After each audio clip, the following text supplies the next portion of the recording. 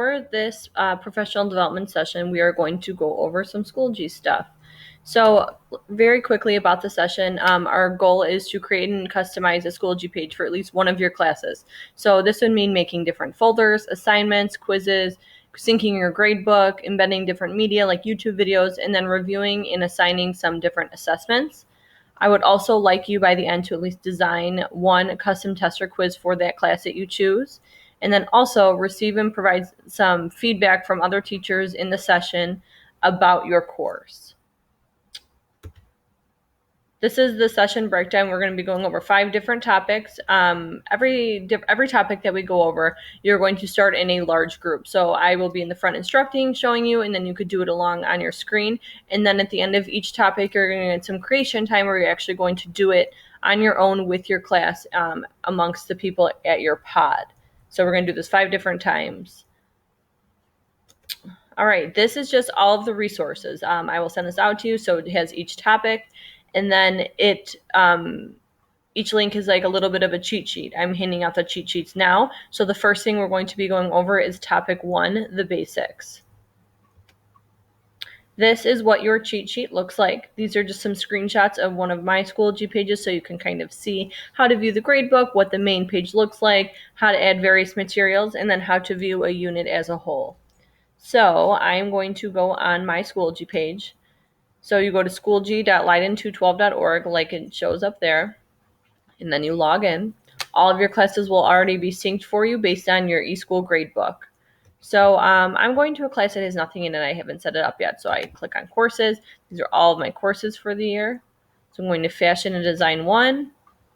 Here I am. So like most of you do, you have a lot of stuff on Google Drive or already in your Schoology resources. So to add anything, it could be a quiz, a worksheet, a survey, a video, anything you need, you go add materials. So if I wanted to create a folder and call it first day of school, so this could be kind of all my housekeeping stuff that I go over. I click on add folder and then it should pop up. Here we go. So first day of school, that's my title. I want my folder to be green. So I could tell the kids, please click on the green folder when they go in. The description, this is optional. I'm going to say, please access this folder on the first day of school for all housekeeping items. So this is where I keep my syllabus and all that. This is also something that you can do if you want. So you don't have to do this. You can have it available all school year, but say you only wanted it available the first week. Say it was just some intro activity, so you wanted to open August 14th, and then the end date would be, say, the end of that week. So that way, Schoology publishes it on the 14th at midnight, and then it'll take it down for you on the 18th as well. So that's something you don't have to think about, but you also don't need to do. Here are some other options. You can publish it to your students, unpublish it, and then publish on a start date. So I'm going to publish on my start date because I chose one. So that means on August 14th, Schoology will automatically put it on there for you. If some people might be like, why would you ever want it unpublished? Say you're working ahead and you have a few units ahead, but you don't want your students to be able to go in there and see all the assignments that you're doing. You would make it unpublished. So then I go ahead and I will press create.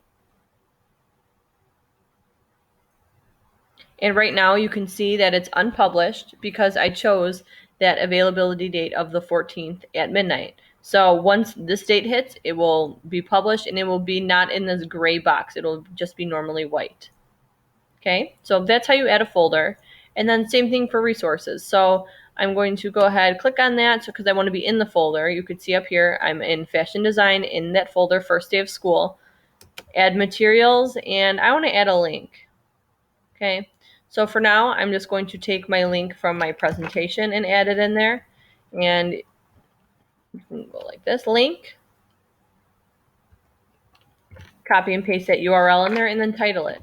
So I'm going to put Schoology intro for my students. So there are some other options down here, some little buttons. So this one is align learning objectives. If you use Common Core, Next Generation Science Standards, College and Career Readiness for Adult Ed, any of these, you can go ahead and align them. So I want some Common Core, ELA, ninth grade. Oh yeah. Okay, that's a standard I want. Okay, I align that learning objective. This also means that it's unpublished because that whole folder is unpublished, just so you know. Just so you know. And then if I wanted to copy it to another course, I could do it from there. Display in Schoology would mean that it's going to just pop up in there, but if you wanted to pop up as a brand new window, you click on it. And I wanted to pop up in a window. So then their Schoology page will stay open. So add, and then you wait just a few seconds, and there it is. Okay, so now we learned how to create a folder. We also learned how to create an assignment. So that's how to add different materials. That's right here on your cheat sheet. So the next part would be how to view the gradebook. So you are all synced up with eSchool because our tech department is amazing and they did that for us. You could go ahead and click on gradebook,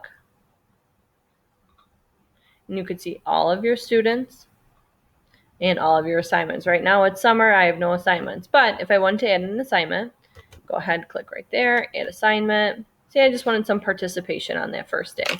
Participation. Okay, it's due on that last day of the first week, worth 10 points. I'm going to put it in the category of, actually, I'm going to keep it ungraded. So this is something that you could just put in if students are participating. You want to kind of just a little check mark next to their name. Create. But you can see that you don't see it up here because there's no due date on it. Also, if you look over here, you could switch semester 1, semester 2, submit their final grades, view different categories. I don't have categories set up yet because I haven't set up my grade book. And then you could also view it by different categories. And then this would be something to, if I wanted to see, okay, let me see all the missing work my students have. Mark missing, and then it will highlight everything in green for what is missing. So that's very helpful when you're looking at grades, overall grades and stuff. So that we went over how to add materials, how to view the grade book. Now I'm just going to show you, I'm going to add just kind of like a big folder that I already have in my resources because it's nice to be able to see what it looks like, what the whole folder looks like. So I'm going to go ahead, go to my groups because my department, we create all of our stuff in our groups. So, we'll give apparel construction 1. So these are my sewers. I want this folder in there. I want everyone to be able to see it. Yep, import everything. So there's my whole folder. You can see the difference between an unpublished and a published because this is gray and this is not. Also, this is that assignment that I created, that participation. So say I just wanted them to submit a little blurb. They can just click on it and then press submit, and then I'll be able to grade it. So to view a whole folder, you click on that little toggle. So within my main folder, I have a few different folders. And then there's various assignments and resources in each one. So you can see this is something that's very easy for your students to just see, wow, okay, this is everything I'm going to be doing in Apparel Construction 1. So they have all their different projects, all of the different things that they need to turn in, different quizzes, demos, anything. This is just a big resource hub for them. Anything that has this little icon where it's like the pencil, that means they have the opportunity or requirement to turn it in. So it depends on the semester whether or not I have them turn this in for points, but it's an option.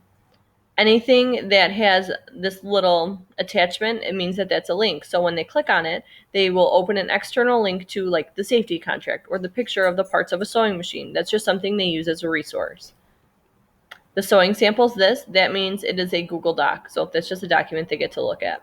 This little puzzle piece right here, that means that is a quiz. If I didn't want this quiz to be available right away, I could go in and unpublish it. So they cannot see it, and then you see that turns gray. But then say I wanted, the end of the week, turn it on, I could go ahead and publish it again.